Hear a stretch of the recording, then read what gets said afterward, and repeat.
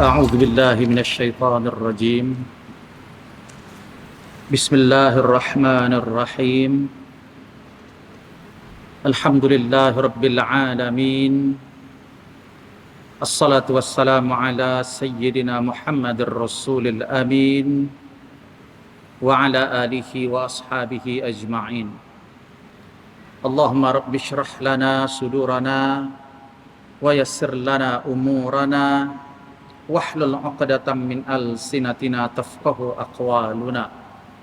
Allahumma inna na'udzubika min ilmin la yanfa' wa min qalbin la yakhsha' wa min nafsin la tashba' wa min da'watin la yustajabu laha. Qala Allah Ta'ala fil Qur'anil 'azim, a'udzu billahi minasy syaithanir rajim. يا أيها الذين آمنوا اتقوا الله حق تقاته ولا تموتن إلا وأنتم مسلمون. صدق الله العظيم. وقال النبي صلى الله عليه وسلم من خرج في طلب العلم وهو في سبيل الله حتى يرجع أو كما قال An-Nabi sallallahu alaihi wasallam. Yang saya muliakan Tuan Imam Masjid Al-Bukhari hafizahullah, dan yang saya muliakan ahli jawatan kuasa, para asatidz wal ustadzat, a'azzakumullahu jami'an, serta yang saya hormati tuan-tuan dan puan-puan muslimin dan muslimat rahimakumullahu taala jami'an. Alhamdulillah, puji syukur kita panjatkan kehadirat Allah Subhanahu wa taala, yang mana pada malam hari ini kita masih diberi oleh Allah peluang serta kesempatan melalui taufik yang diberikan oleh Allah Subhanahu wa taala untuk kita sama-sama dapat berkumpul di rumahnya yang mulia ini melaksanakan salat fardu maghrib secara berjamaah. Dan marilah kita memohon, berdoa kepada Allah Subhanahu wa taala agar setiap ibadah yang kita kerjakan, khususnya salat fardu maghrib yang baru ditunaikan, ianya mendapat taufik, mendapat keridhaan serta diterima oleh Allah Subhanahu wa taala. Amin ya rabbal alamin. Tuan-tuan dan puan-puan yang dirahmati Allah sekalian, kita masih lagi meneruskan wasiat Rasulullah sallallahu alaihi wasallam berkenaan dengan ar-ru'ya allati yaraha asy-syakhs. Jadi mimpi yang dilihat oleh seseorang. Jadi wasiat Rasulullah sallallahu alaihi wasallam kepada seluruh umatnya berkenaan dengan mimpi yang ia lihat pada saat tidur. Yang mana pada pertemuan sebelumnya kita bicarakan dah adab-adab yang perlu dilakukan oleh seseorang yang melihat mimpi yang tidak ia sukai, yang dia rasa tak baik. Jadi pada minggu pertemuan sebelumnya kita bincangkan dah apakah adab-adab yang perlu dilakukan oleh seseorang ketika ia melihat mimpi yang tidak baik pada saat ia tidur. Juga secara kesimpulannya sudah kita sebut pada pertemuan sebelumnya, khususnya menurut Ibnu Sirin, bahwa tiada perbezaan antara mimpi yang didapat dan dilihat oleh seseorang sama ada di waktu siang ataupun di waktu malam. Sama mimpi tersebut. Juga kita sebutkan bahawa menurut Ibnu Sirin tiada juga perbezaan antara mimpi yang dilihat oleh seseorang pada saat dia merimpi dia mendapati orang yang sudah meninggal dunia. Maknanya orang yang meninggal dunia yang sudah wafat, ketika ia mendapati orang tersebut di dalam mimpi, maka kalau dia bercakap ataupun tak bercakap, mimpi itu adalah benar. Tetapi kebenaran itu tentunya sebentar lagi kita akan ulas apa syarat-syarat sehingga kita boleh berpegang kepada mimpi tersebut. Jadi ini sudah kita sebut ya pada minggu sebelumnya. Umumnya mungkin ada di antara masyarakat yang berfahaman bahawa kalau dia melihat orang yang sudah meninggal dalam mimpi dia, maka dia tanya, kamu dapati dalam mimpi itu dia bercakap tak? Dia bercakap. Berarti mimpi itu tak betul. Yang ni tak benar, tuan-tuan yang dirahmati Allah. Jadi yang bercakap, kata Ibnu Sirin, bahkan orang yang kita lihat dalam mimpi yang sudah meninggal, kalau dia mengatakan sesuatu, maka itu adalah benar. Sebab yang datang itu, yang dia lihat itu adalah makhluk Allah yang sudah berada di alam ruh, alam barzakh, yang mana alam ini tidak mungkin ada dusta dan tipunya, berbeza dengan dunia. Kemudian adab-adab yang perlu dilakukan oleh seseorang ketika melihat mimpi yang tidak baik, ada 4 yang sudah kita sebutkan. Yang pertama adalah berlindung kepada Allah dari keburukan tersebut dan juga dari syaitan yang direjam. Kemudian menghembuskan atau meludah di bahagian kiri dia. Dan yang ketiga, tidak menyebutkan mimpi yang buruk tadi kepada siapapun. Serta adab yang keempat, hendaklah dia beralih, memindahkan posisi tidurnya kepada posisi yang sebaliknya. Ini adalah adab-adab ketika kita melihat mimpi yang tidak baik. Dan bagaimana kalau kita melihat mimpi yang baik? Apakah adab-adab yang perlu dilakukan? Maka ketika kita melihat mimpi yang baik, ada 3 adab yang diajarkan oleh Rasulullah sallallahu alaihi wasallam. Apa adab tersebut? Yang pertama, ketika kita melihat mimpi yang baik, pujilah Allah Subhanahu wa taala. An yahmadallah. Hendaklah orang yang bermimpi tadi memuji Allah. Maknanya ketika dia terjaga, dia puji Allah Subhanahu wa taala. Kenapa? Fa innaha ni'mat minallah.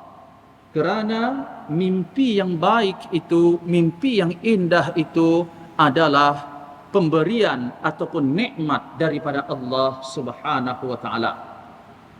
Ini adab yang pertama.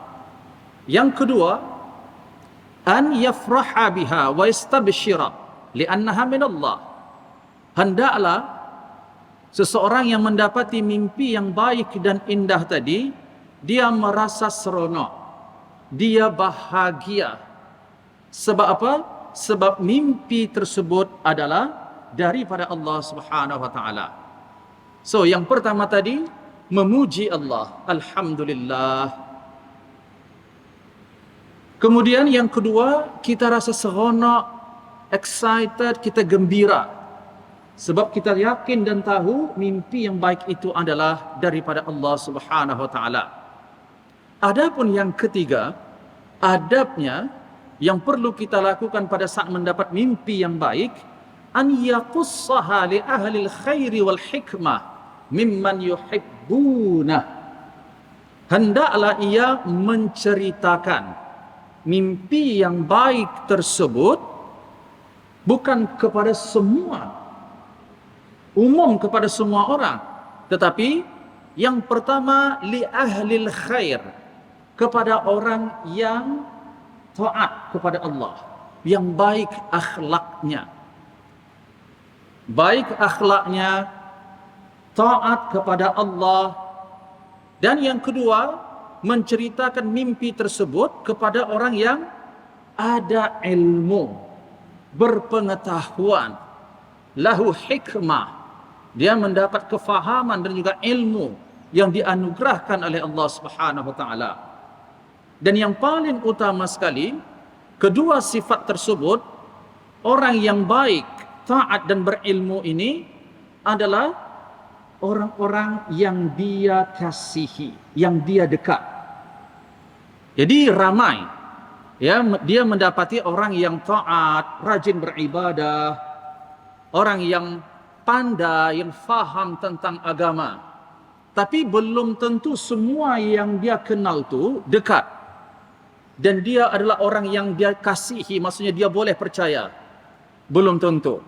Maknanya di sini, ceritakan mimpi yang baik itu tadi khususnya kepada orang yang dia dekat dah. kenal, apatah lagi hubungannya itu sudah baik dan juga rapat. Dan orang yang diceritakan tadi tentunya adalah orang yang memiliki akhlak yang baik, ahli ta'ah, serta memiliki ilmu dan kefahaman tentang agama, terutamanya tentang takwil dan tafsir mimpi. Dan adab-adab yang kita sebutkan tadi tentunya berdasarkan daripada hadis Rasulullah sallallahu alaihi wasallam, "Idza ra'a ahadukum ru'ya yuhibbuha fa innaha aw fa innama hiya minallah." Apabila kamu mendapati mimpi yang baik yang kamu suka, maka mimpi itu adalah dari Allah. Yang pertama kata Rasulullah, "Falyahmadillah 'alaiha." Pujilah Allah Subhanahu wa taala. "Wala tuhaddits biha illa labiban aw habiban." Dan kalau boleh, seeloknya kata Nabi, nak menceritakan mimpi itu bukan kepada umum, tapi kepada orang-orang tertentu sahaja. Labiban aw habiban. Labiban maksudnya di sini adalah ta'ian wa fahiman, orang yang taat dan orang yang faham, ada ilmu terutamanya dalam bab mimpi itu. Au habiban, atau dia menceritakan kepada orang yang paling ia kasihi, yang dekat dengannya. Kalau pasangan, dia ceritakan kepada istrinya, atau kepada kedua orang tuanya, kepada anak-anak menantunya. Ini di antara orang-orang yang dia dekat dan yang ia kasihi. Jadi ini merupakan adab yang perlu dilakukan orang yang melihat mimpi yang baik. Kemudian, ma yahtaju ilaihi ar-ra'i li sihhati ru'yahu. Jadi apa sendaran yang perlu dimiliki oleh orang yang bermimpi itu agar mimpi dia itu cenderung benar, boleh dipercayai. Jadi semua orang boleh saja mengaku bermimpi, tapi tidak semua yang bercakap tentang mimpinya itu boleh dipegang kata-kata ataupun mimpinya. Jadi di sini disebut ada 5. Seolah-olah 5 ini adalah seperti syarat. Kalau ada 5 perkara ni kepada orang yang bermimpi tadi, terutamanya kita bicara mimpi yang baik. Karena mimpi yang buruk, adabnya sudah kita sebutkan sebelumnya, tidak menceritakannya kepada siapapun. Ini khusus kalau kita melihat mimpi yang baik. Jadi orang yang mimpi itu bagaimana dia boleh merasa, boleh yakin bahawa mimpi dia itu adalah benar. Bukan daripada kesan psikologi ketika dia bangun tadi. Maka ada 5. Jadi 5 di sini seperti syaratnya. Ada 5 ni bermakna orang yang bermimpi itu cenderung dia berbicara, cenderung apa yang dia nampak itu adalah benar. Yang pertama, an yata'awwad as-sidqa fi aqwalihi wa af'alihi. Orang yang bermimpi tadi, kalau dia nak tahu mimpi dia itu betul ataupun tidak, maka pastikan dia adalah seseorang yang memiliki akhlak yang mulia, terutamanya orang yang jujur dalam berkata-kata dan juga melakukan sikap serta perbuatan. Jadi perhatikan kata-kata, ucapan dan juga perbuatan dia sehari-hari. Dia adakah orang yang jujur atau orang yang suka menipu walaupun bergurau? Maka ini tak dikira, tak dipakai mimpinya. Tentunya berdasarkan apa yang disebut oleh Rasulullah sallallahu alaihi wasallam, asdaqakum ru'ya asdaqukum hadithan. Mimpi yang paling benar di antara kamu adalah orang-orang yang paling jujur bicaranya, kata Rasulullah sallallahu alaihi wasallam. Yang paling jujur sikap dan perbuatannya. Dia tidak orang yang suka menipu. Dia tidak suka menipu di sini tuan-tuan, termasuk juga menambah-nambah ya. Menambah-nambah sesuatu yang tak wujud, itu namanya menipu. Mengurangi sesuatu yang ada, itu juga penipu. Atau mereka-reka sesuatu yang memang tiada asalnya, ini lagi penipu. Ini yang kita sebut pada minggu pertemuan sebelumnya. Kadang-kadang ucapan ini secara adatnya selalu lebih, payah kurangnya. Jadi kadang nak sedapkan hati orang, nak sedapkan murid dia, adik-beradik dia yang baru ditimpa musibah, tak apa. Dia elok. Malam tadi saya mimpi, nampak dia duduk di tempat yang baik, dia senyum, berada seperti di taman yang indah, padahal dia tak nampak pun benda tu. Saya cakap terus terang tuan-tuan dirahmati Allah, akan kita sebut sebentar lagi, mimpi ini ada kena mengena dengan hukum syarak ya. Ni kalau menipu dalam bab mimpi ni sama seperti dia menipu dengan mengatasnamakan Allah. Jangan sebarang mereka-reka mimpi. Jangan karena nak sedapkan hati orang yang ditimpa musibah sehingga kita menipu. Kita cakap. Dan yang paling dahsyatnya lagi, walaupun dia dikenal sebagai orang yang berilmu, kita katakan guru dan lain sebagainya, pandai pula mengatakan seolah-olah at-ta'ali, dia menghukum tak apa puan, jenazah suami puan ni baik, dia orang yang baik, insya-Allah dia selamat. Siapa anda yang boleh menjamin keselamatan seseorang? Siapa tuan-tuan? Tak ada siapa yang tahu. Ini at-ta'ali ala Allah. Mana kita telah menjamin sesuatu yang ilmunya hanya Allah saja yang tahu. Ini kalau tak bertaubat boleh memusnahkan ibadah dia dan kebaikannya. Hati-hati. Sama seperti dia menghukum seseorang, kamu memang demi Allah ahli neraka. Padahal masih lagi hidup dan belum lagi meninggal dunia, dan dia siapa sehingga dia boleh menjudge dan menghukum orang lain itu sebagai ahli neraka. Kalau tak bertaubat ni musnah boleh kebaikannya. Muhbit al-a'mal, dapat menggugurkan amal ibadah yang ia lakukan. Salah satunya at-ta'ali 'ala Allah. Dia menyebut nama Allah, wallahi kamu ada penghuni neraka. Ini boleh menyebabkan musnah amal ibadahnya dan boleh juga dengan izin Allah menghuni neraka kalau ia tidak bertaubat kepada Allah Subhanahu wa taala. Jadi kalau tak ada mimpi itu, tak payah dicari-carilah. Ya, tak payah disebut-sebut, nak sedap-sedapkan hati. Sebab ini berkenaan dengan syarak, berkenaan dengan agama. Karena mimpi ini satu daripada bahagian yang ada pada diri rasul-rasul dan juga nabi-nabi yang diutus oleh Allah Subhanahu wa taala. Tidak dikatakan wahyu, tapi kebenaran mimpi orang beriman ni, manzilat dia seperti bahagian wahyu tu, benar itu maksudnya. Itu yang tak boleh direka-reka mimpi ni. Jadi tuan-tuan, jangan sekali-kali kita menghukum sesuatu yang kita tak ada ilmu tentangnya. Dan yang kedua, jangan pandai-pandai melihat sesuatu dalam mimpi tak ada pun dia tambah sehingga dia nak sedapkan hati orang yang ditimpa musibah tadi. Cara ini tidak benar. Maksudnya menghalalkan sesuatu yang tidak dibenarkan dalam syarak. Tujuan anda baik, ini tidak semestinya anda menghalalkan sesuatu yang dilarang oleh syarak.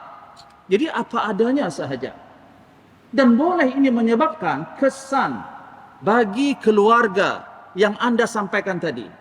Kesannya apa?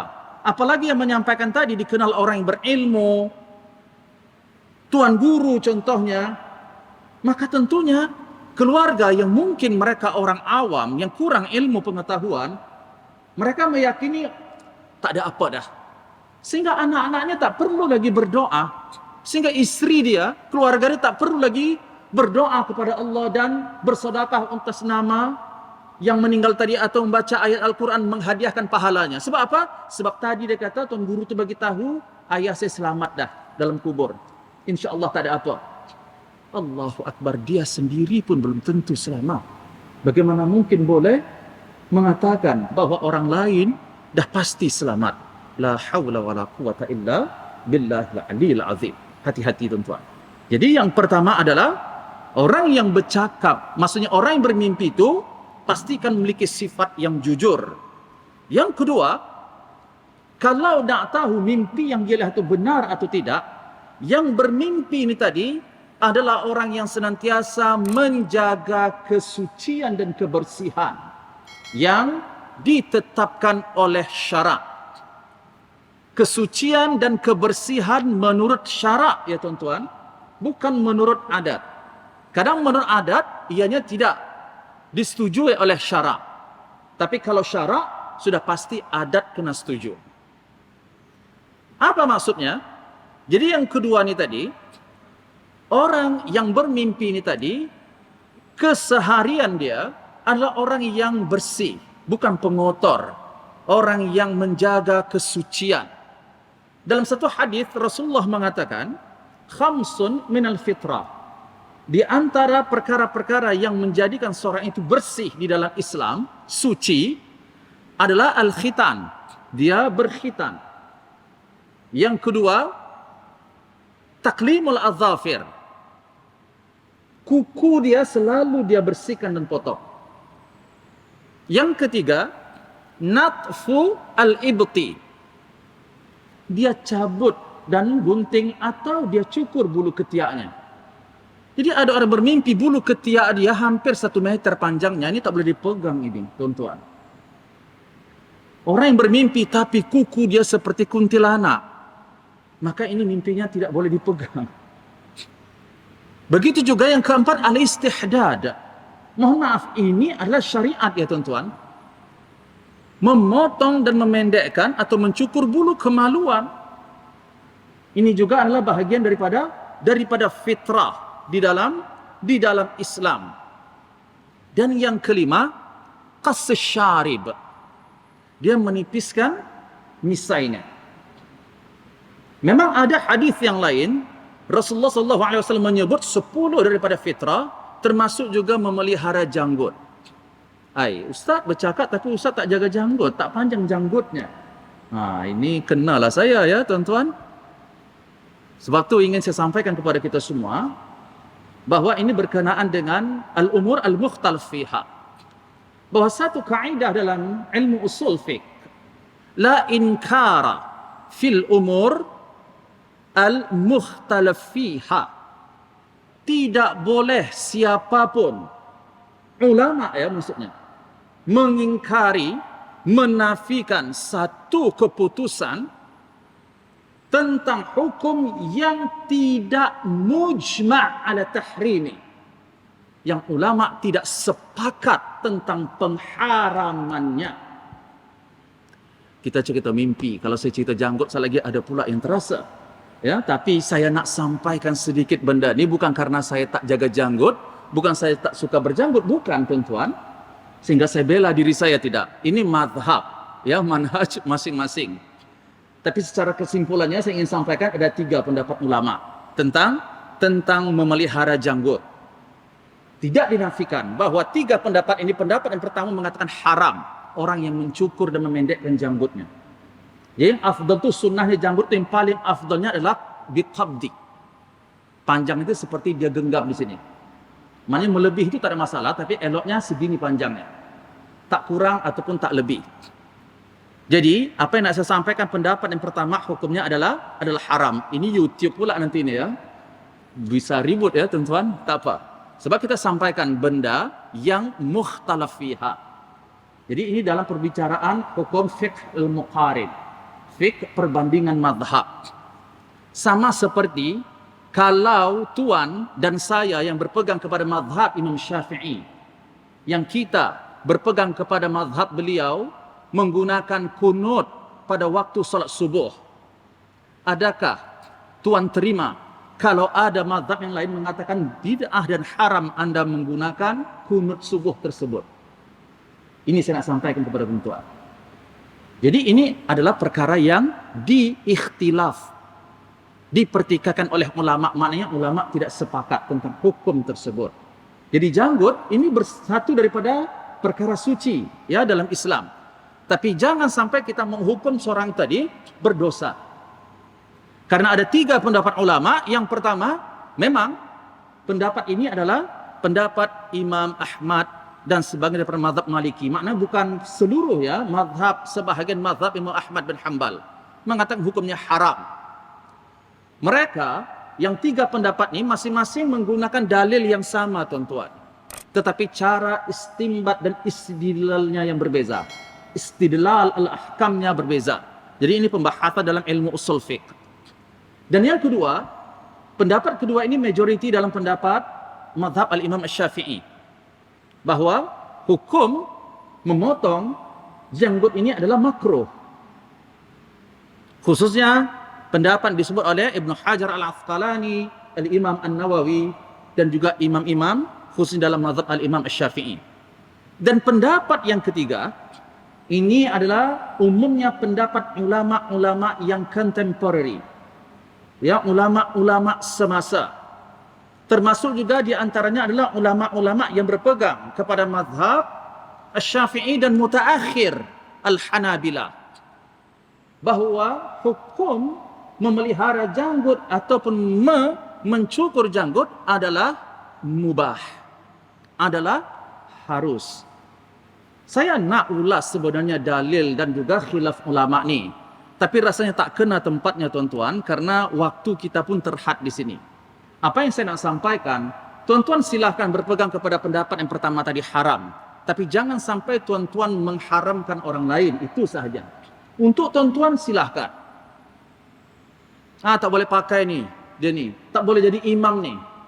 Padahal Nabi mengatakan ya ummu al-qauma, yang menjadi imam kaum itu adalah aqra'uhum li kitabillah. Orang yang paling bagus bacaan Al-Qur'annya. Nabi tak sebut yang paling panjang janggutnya.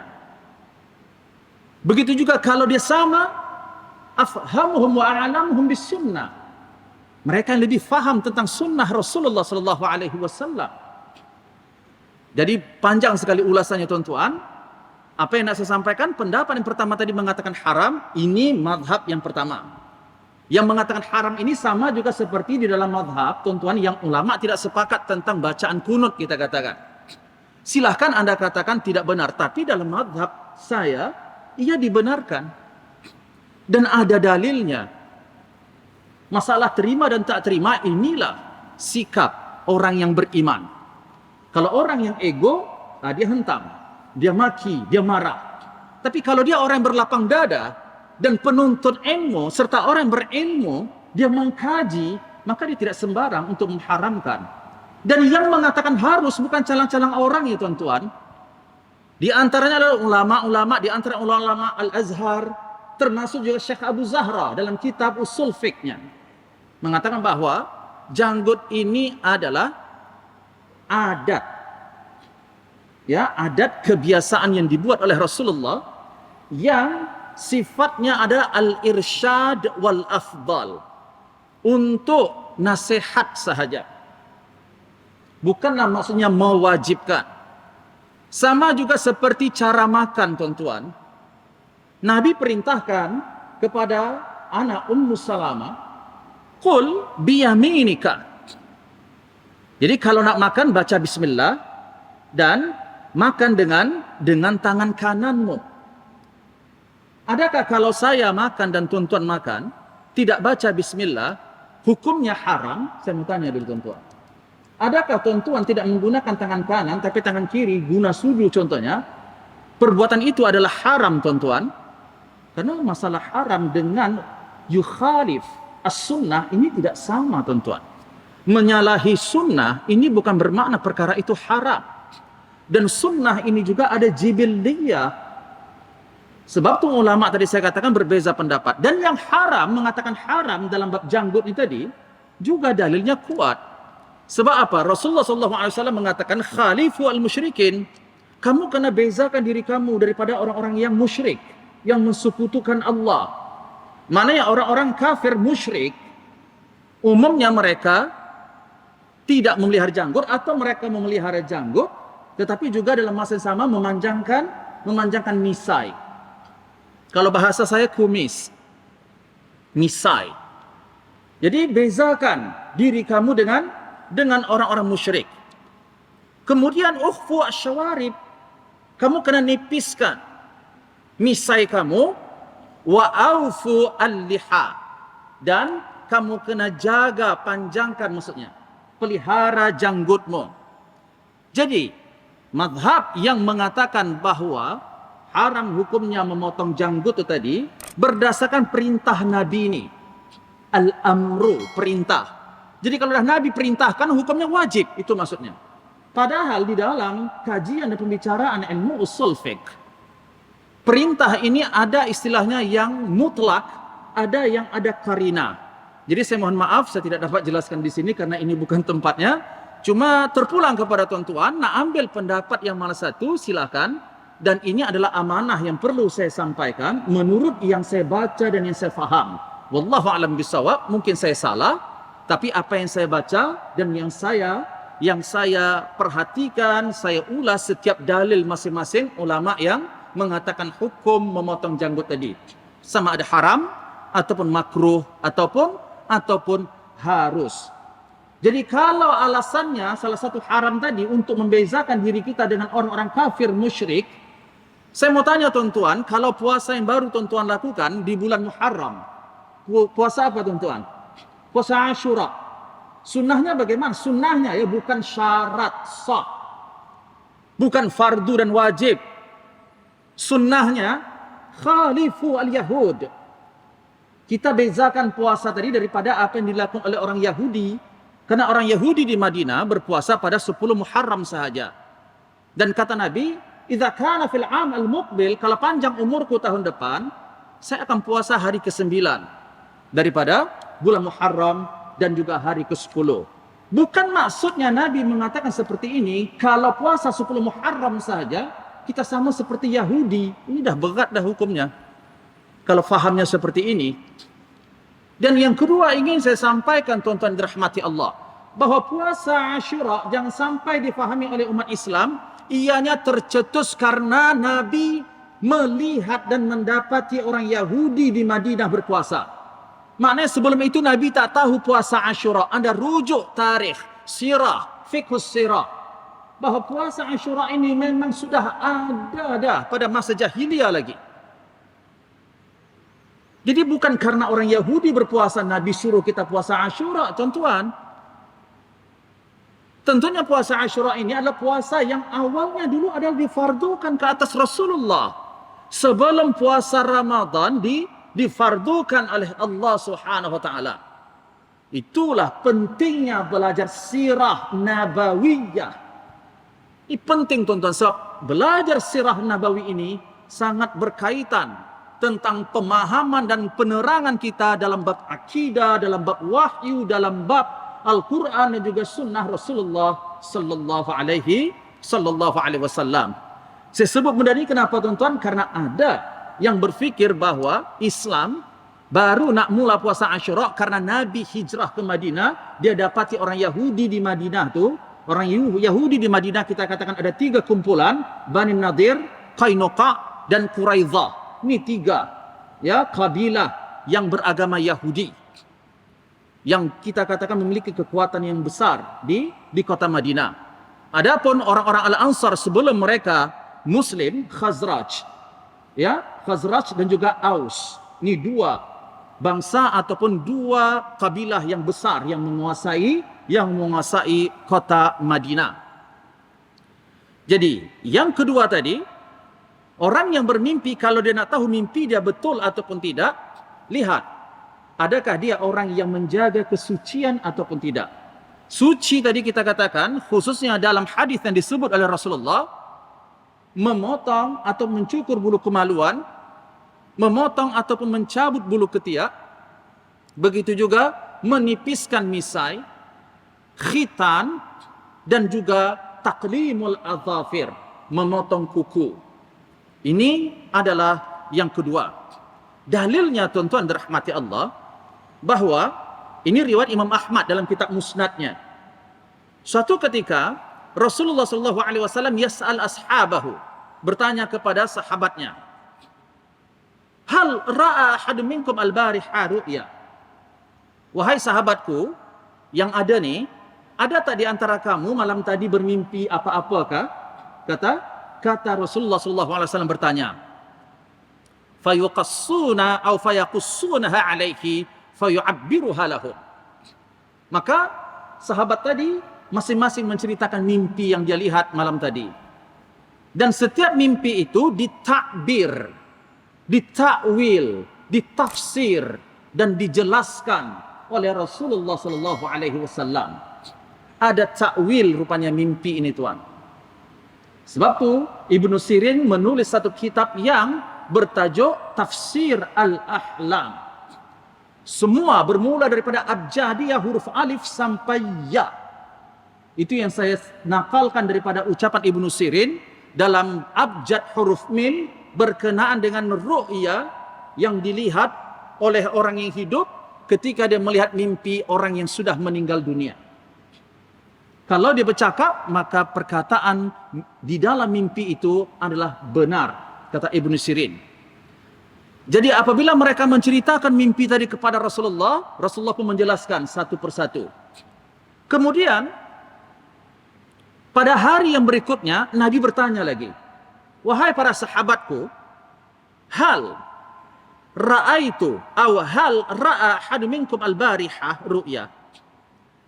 Ada sesiapa di antara kamu yang bermimpi lagi pada hari-hari yang berikutnya, ditanya oleh Rasulullah SAW. Kebetulan hari yang ditanya oleh Rasulullah SAW, lam yaqussa alaihi ahadun minhum ru'ya. Seorang pun di antara sahabat yang hadir di situ tidak ada menceritakan satu mimpinya. Maknanya mereka tidak melihat mimpi apapun. Itu maksudnya. Dan Rasulullah pun memberikan sebab kenapa kamu tak melihat mimpi, maksud mimpi yang baik. Itu maksudnya, tuan-tuan. Ada tak kamu dapat mimpi yang indah, yang baik malam tadi? Hari yang berikutnya mereka tak ada satu pun yang jawab ada. Maknanya mereka tak ada pun mendapati, satu orang pun tak ada mendapati mimpi yang baik. Kamu tahu tak sebabnya, kata Rasulullah? Kenapa tak ada mimpi yang baik datang kepada kamu malam tadi? Kaifa tarawna wa fi azfarikum arraf. Bagaimanalah kamu nak boleh dapat mimpi yang baik sementara kuku kamu itu panjang dan banyak kotorannya? Maknanya, salah satu penghalang mimpi seorang itu benar dan juga dia boleh terhalang daripada mendapat mimpi yang baik kalau orang tersebut tidak menjaga kebersihan dan juga kesucian. Yang ketiga, an yanama al-muslim daiman ala tuhrin. Kalau nak mendapatkan mimpi yang baik, maka biasakan tidur dalam keadaan bersuci. Tidur dalam keadaan bersuci. Dan apa yang disebut oleh Abu Dzar Al-Ghifari, "Ausani khalili bi thalatha," bahwa Rasulullah telah berwasiat, berpesan kepadaku dengan 3 perkara. La ada'ahunna hatta amut. Ketika semenjak Nabi mewasiatkan 3 perkara itu, sampai mati saya amalkan. Itu maksudnya dia tak pernah tinggalkan 3 wasiat Nabi itu. Apa 3 wasiat Nabi kepada Abu Dzar dan kepada seluruh umatnya? Shaum 3 ayyam, berpuasa 3 hari setiap bulan. Jadi 3 hari ikut tentuan pada 10 hari yang pertama, 10 hari yang kedua, 10 hari yang terakhir, atau puasa bid, puasa putih, 13, 14, 15, ikut. Dan ini juga merupakan satu daripada dalil yang membenarkan kita puasa di mana-mana saja hari, setiap bulan. 3 hari. Berpuasalah, kata Rasulullah. Yang kedua, raka'atai ad-duha. Wahai Abu Dzar, jangan tinggalkan minimum 2 rakaat salat sunat duha. Dalam hadis yang lain Rasulullah mengatakan bahawa setiap anak Adam ini ada 360 mafsal, tulang rusuk. Dan pada hakikatnya setiap tulang ini hendaklah disedekahkan. Maka sahabat bertanya, bagaimana mungkin saya nak bersedekah ya Rasulullah 360? 1-2 kali sedekah tu bolehlah. Kalau beratus-ratus macam mana? Maka kata Rasulullah SAW bahawa sedekah itu tidak semestinya dengan duit, dengan harta saja. 2 rakaat duha itu sudah memadai bagi kamu mensedekahkan setiap tulang ataupun rusuk tulang yang sepatutnya kamu sedekahkan. Ini wasiat Rasulullah yang kedua. Yang ketiga, Wasiat Rasulullah kepada Abu Dzar dan juga pada seluruh umatnya, Allah anam illa ala tuhrin. Jangan sekali-kali tidur kecuali kamu terlebih dahulu bersuci. Bersuci khususnya daripada hadas besar ataupun hadas kecil. Dan dalam hadis yang lain Rasulullah mengatakan, "Idza ataita matja'aka."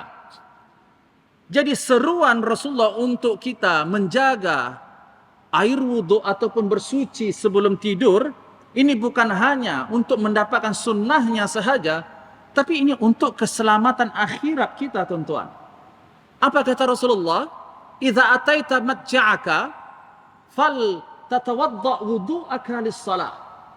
Apabila kamu nak tidur, maka berwuduklah kamu seperti kamu berwuduk nak solat tu. Sempurnakan tu maksudnya. Yang sunnahnya, yang rukunnya. Kemudian fal yattaji' ala shiqqika al-ayman. Kamu berbaring, mengiringlah di bahagian badan kamu yang sebelah kanan. Jadi bukan terlentang, bukan terlungkup, tapi mengiring bahagian kanan.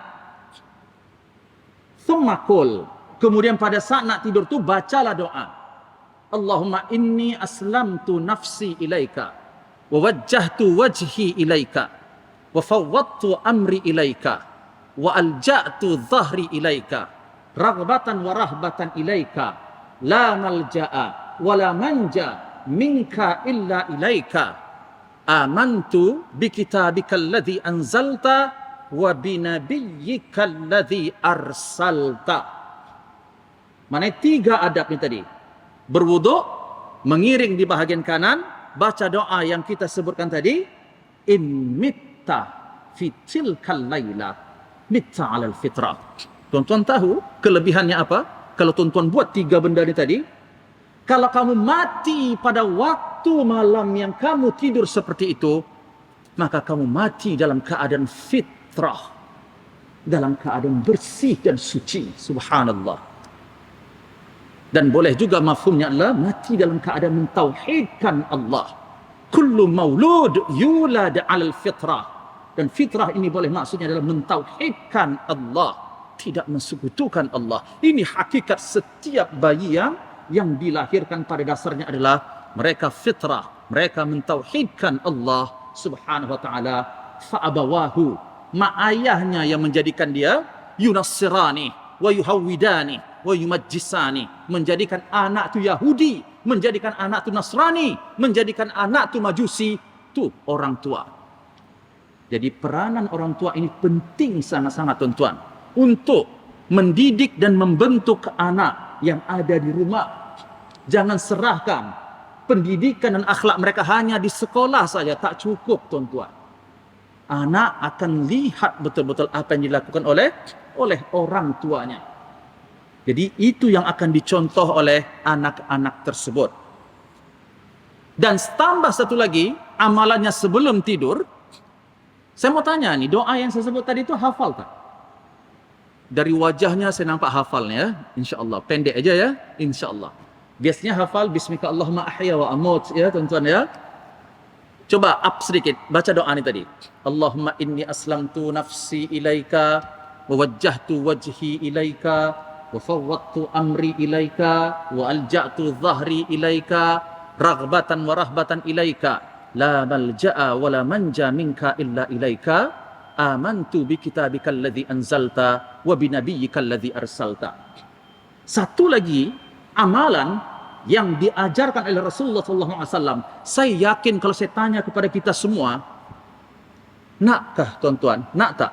Kalau nanti dengan izin Allah kita meninggal dunia, karena setiap yang hidup pasti mati. Tuan-tuan nak tak ada nur dan terang alam kuburnya, tuan-tuan? Tuan-tuan tahu tak bagaimana gelapnya padang mahsyar? Bagaimana gelapnya titian as-sirat? Yang dulu pernah kita bincang, tak ada ni lampu-lampu, dah tak ada TNB ya tuan-tuan. Jangan mimpi ada lagi. TNB pun dah pi mana tak tahu. Sebab langit, bumi semua sudah musnah. Kullu man 'alaiha fan. Segala sesuatu binasa. Boleh tuan-tuan bayangkan bulan, bintang, matahari dah hancur musnah semua. Macam mana suasana ketika itu, tuan-tuan? Siang malamnya karena apa? Dengan izin Allah ada matahari dan bulan. Dah tak ada matahari bulan, tuan-tuan. Keadaan pada saat itu sangat gelap, menakutkan, ya Allah. Jadi saya nak share amalan ini juga. Saya tidak pasti pernah saya sampaikan atau tidak. Amalan ini juga dibaca pada waktu sebelum tidur, sekali dengan yang tadi, dan selepas solat. Ulama berbeza pendapat. Selepas solat ni ada yang mengatakan solat fardu yang 5 waktu sahaja, ada yang mengatakan semua solat fardu dan juga yang sunnah. Baca tasbih ini, zikir ini 3 kali.